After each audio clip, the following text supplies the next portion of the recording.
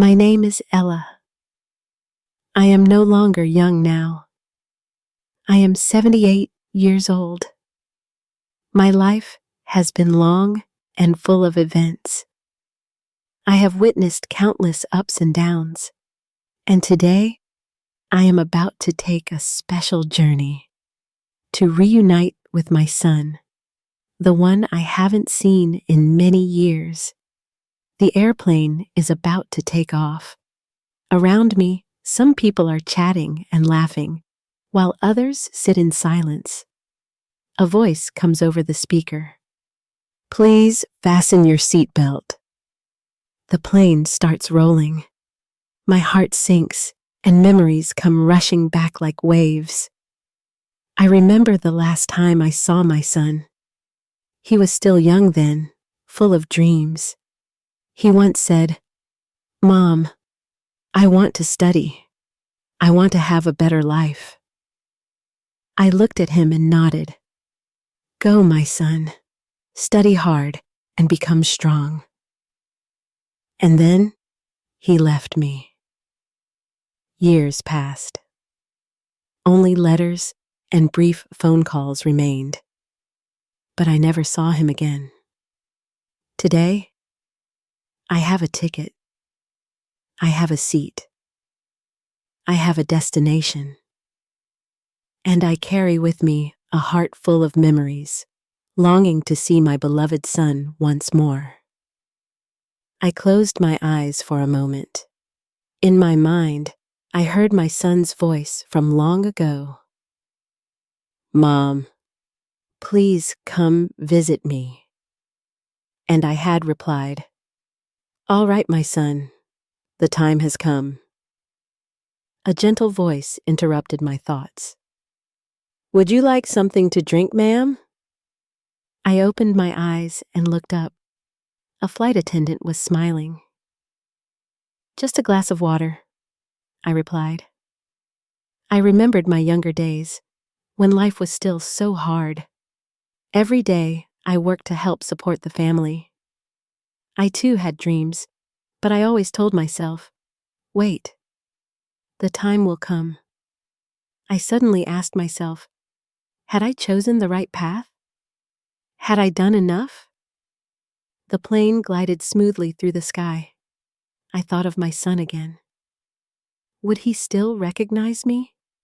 Would he still need me? I realized this trip was not just to a distant city. It was a journey through time, through memories, through loss, sacrifice, and a love that never faded. My father worked in the fields. My mother cooked, washed, and cleaned. And I helped my mother with all the housework. That was my life. One day, I heard children reading somewhere near our home. Their young voices rang out, word by word, clearly and full of excitement. My heart stirred. I wanted to learn. I turned to my father and asked, Father, can I go to school? He looked at me and shook his head. No, Ella. Girls don't need to study. Girls must know how to take care of the house. I didn't argue, but inside me, a small flame had just been lit. A silent question began to rise. Why do boys get to study, but girls don't? At night, when my brothers were asleep, I would secretly take their books. I turned each page, tracing the letters with my fingers. I whispered the words, even though I didn't understand them all. One time, my mother caught me. Ella, you need to go to sleep. I just want to study a little, Mom. She sighed, but didn't stop me anymore. And so, day by day, I learned in secret, listening, memorizing, copying, asking questions. Some people laughed. She's just a girl. What's the point of learning? But I didn't give up. I kept learning, with all the persistence of a child who had never been allowed to dream. Then I grew up. One day, my father said, It's time for you to get married. I froze. I didn't want to get married. I wanted to keep studying. I wanted to work. I wanted to choose my own path. I answered, "No, Father. I want a different life." He was angry. He didn't understand. In his eyes, a girl had only one destiny: to marry and care for a family. But I couldn't bury my dreams. I left home. My heart was full of fear, but inside me was a fierce belief. I was capable of more. I had nothing. No money, no plan, just hope. I walked to the next town, looking for a job. People looked at me and shook their heads. "You're a woman. What can you do?" I held my head high and said, "I can work hard." Finally, a kind woman took me in. She owned a small shop. She said, "You can clean, help with customers." I was overjoyed. "Yes, thank you, ma'am." I worked from morning till night, never complaining. I listened to how customers spoke. I learned new words. I watched how they shopped, how the owner calculated and handled money. One day I asked, "Can you teach me how to count money?" She looked at me and gave a gentle smile. "Of course, Ella. I will teach you." I learned quickly. Soon, I wasn't just cleaning. I was selling, advising, calculating. People began to notice. "Ella is smart. She's good at business." I saved every penny. It wasn't much, but it was mine, earned by my own hands. And then, one day, I made the biggest decision of my life. I want to open my own shop. The old shop owner laughed. "It won't be easy, Ella." I nodded. "I know, but I'll try." On the first day I opened, no one came. People passed by, looking at me with doubt. "She's just a woman. How can she run a business?" I didn't mind. I kept smiling, kept greeting them politely, patiently waiting. Then, little by little, people started to come in. They bought small things. They realized I always served them with all my heart. And then they returned, again and again. My shop slowly grew. I arranged things myself, handled money carefully, and learned how to manage every cent of profit. Then one day, a man came in to buy something. He looked at me for a long moment and said, "You're different. You're strong." I didn't know how to respond, but he came back the next day, and the day after that. Finally, he asked me, "Ella, will you marry me?" I remembered my father's words long ago. "It's time for you to get married." But this time, I was the one with the right to choose. I was no longer the little girl without a voice. I looked him straight in the eyes and said, "Only if you respect me. Only if I can keep dreaming, keep working." He smiled. "All right, I promise." We got married. We ran the shop together, worked side by side. And then I gave birth to a baby boy. I held that tiny child in my arms, looked at his small, sleeping face. I whispered, "I promise you, you will have a better life. You will go to school. You will be free to dream." Years passed. My son grew day by day. He was smart, eager to learn, and especially loved books. I saw my childhood self in his eyes, the same sparkle whenever he opened a new page. One afternoon, he sat beside me, holding his school bag, eyes shy. "Mom, I want to go to the city to study. There are more books there, more things to learn." I smiled, though my heart ached. "Go, my son. Study well. Be strong." He hugged me tightly. "Mom, I'll write to you. I'll call, I promise." And then he left, carrying his dreams and the future ahead. Sometimes he called. His voice erased all my weariness after a long day. I felt proud. I felt at peace. But then the letters became fewer, the phone calls shorter. He said, "Mom, I'm busy studying. I have exams. I have a part-time job." I understood. I tried to understand, but deep down, an emptiness began to grow. Until one day, I waited and waited, but the phone didn't ring. The next day, still silence. A week passed, then a month. I wrote a letter. "My dear son, are you well?" But there was no reply. Then one quiet afternoon, as I was tidying the shelves in the old shop, a letter arrived. I looked at the envelope, my hands trembling. It was his handwriting. I tore it open quickly, my eyes already blurred with tears before reading the first word. "Mom, I miss you. I have a stable job now. I want to see you. Please, come visit me." I looked around the small shop, the place that had sustained the two of us through so many hard years, and I made a decision. I would go. I bought a plane ticket, the first time in my life. I brought only a small bag and a heart full of memories. The day of the flight came. I stood in the crowded airport. Everything felt so strange. I felt small like a child, scared, lost, and full of hope. A voice echoed, "Passengers, please board the plane." I took a deep breath and stepped forward. The engine roared, the plane took off. I looked out the window. The small city below grew distant.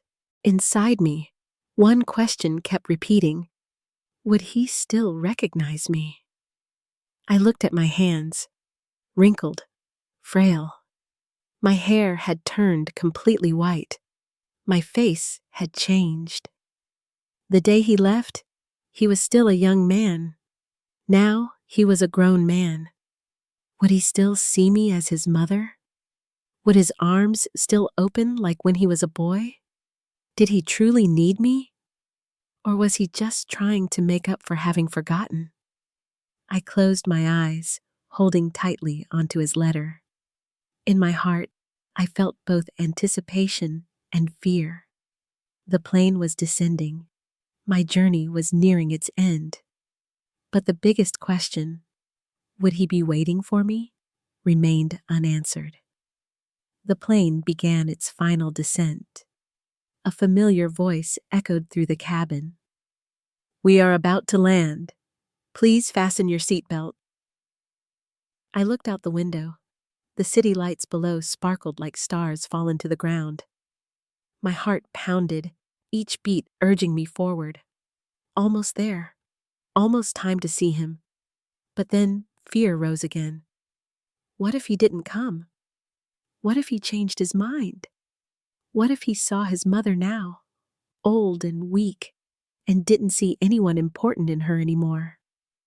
The plane touched down. Passengers stood, retrieved their luggage, talked, and laughed. I stayed seated, gripping my bag tightly, heart unsteady. The airport lobby was wide, noisy, and full of people. There were quick embraces, colorful bouquets, signs with loved ones' names. I looked around, searching for a familiar face, the eyes I had missed all these years. But I didn't see him. I looked left. I looked right. He wasn't there. I stood still. People passed me by, no one noticing, just an old woman in a sea of strangers. My heart sank. Had he forgotten? Had I come too far, too late, and no one needed me anymore? I was about to turn away when a voice spoke behind me. "Excuse me, are you Ella?" I turned around. A young woman with a kind face, holding a phone, was smiling. "Yes, that's me," I replied, my voice trembling. She bowed her head slightly. "Your son asked me to pick you up. He had an urgent meeting and couldn't come. He's very sorry and hopes you understand." I froze. Something inside me shattered. I had come so far, faced so many fears. But my son, he didn't come. We walked out of the airport. A car was waiting. I got in silently, watching the city lights pass by outside the window.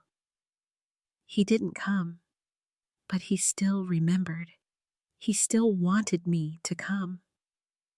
I quietly swallowed my tears, trying not to fall apart from disappointment. The car stopped in front of a tall building. The young woman opened the door. "We're here. Your son is waiting inside." I stepped in. The elevator took me up. The doors opened, and I saw him. My son, standing there in a neat suit, tall, grown, a man. But when his eyes met mine, time stood still. That face, though changed, was still my son's face. Those eyes I recognized immediately. He stepped forward, opened his mouth, but couldn't speak. Then, voice choking, "Mom, I'm sorry." But that face, it was still my son's face. So many years had passed, but those eyes, those features, I could never forget. I wanted to smile, to run to him and embrace him tightly. But I held myself back. I waited. I wanted him to be the one to speak first. He looked at me, his eyes confused, his lips parted as if to say something, then closed again. He took a step forward, then stopped. 1 second, 2 seconds. It felt like a lifetime. Finally, he whispered, voice caught in his throat, "Mom, I'm sorry." Just 3 simple words. But that voice made my heart tighten. His voice was trembling. His eyes glistened with tears. His whole body seemed braced against a powerful emotion. I hadn't expected him to say that. I had thought I would be the one to break down first. But it was him, my son, who spoke first, who stepped forward first. He took my hand, holding it tightly. His hand was warm, but shaking. He spoke, voice broken. "I tried to come back, but I was afraid. Afraid you'd be angry. Afraid you'd feel abandoned. Afraid you didn't need me anymore."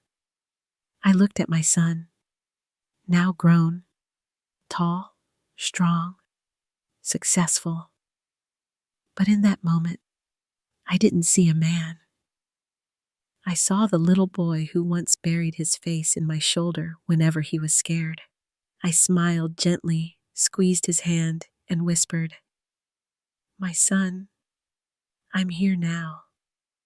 And in that moment, I knew my son had never forgotten me.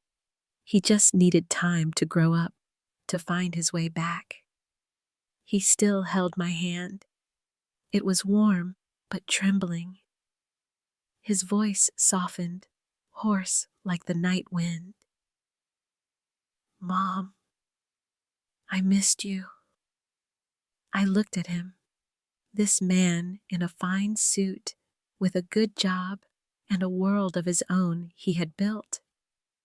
But in that moment, I saw nothing but the little boy I once knew, with wide eyes and unspoken dreams. I said, my voice light as breath, "I missed you too." He exhaled like a burden had been lifted. "I thought you were angry. I thought you had forgotten me." I shook my head and smiled softly. "I waited, but I knew you were trying. I knew you had to be busy building your future." That's what I had always wished for you." He closed his eyes for a few seconds, maybe to hold back the tears. Then he looked at me, sincerity in his voice. "I should have come back sooner. I should have called more often." I smiled, my eyes shining with peace. "I'm here now, and to me, that's what matters most." He let go of my hand, but only to take a step back. With determined voice, he said, "Come on, Mom. Let's go home." I froze for a moment, surprised. "Home?" He nodded, smiling as gently as the setting sun. "Yes, this is your home now." We stepped outside together. Cool air brushed through my hair. The city glowed brightly. Everything had changed. I was no longer in my old village, no longer in the tiny shop I once ran. But inside me, the feeling remained whole. I was no longer a visitor, not just an old woman from far away. I was still a mother, and that man was still my son.